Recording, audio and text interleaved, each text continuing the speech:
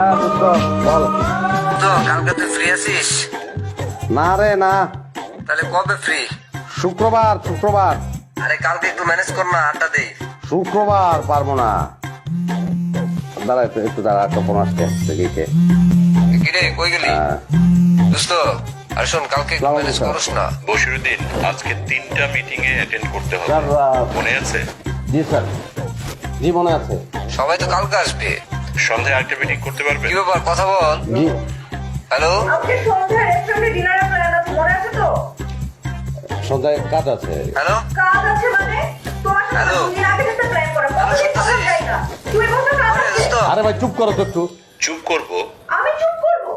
আপনার আপনার হ্যাঁ বলেন।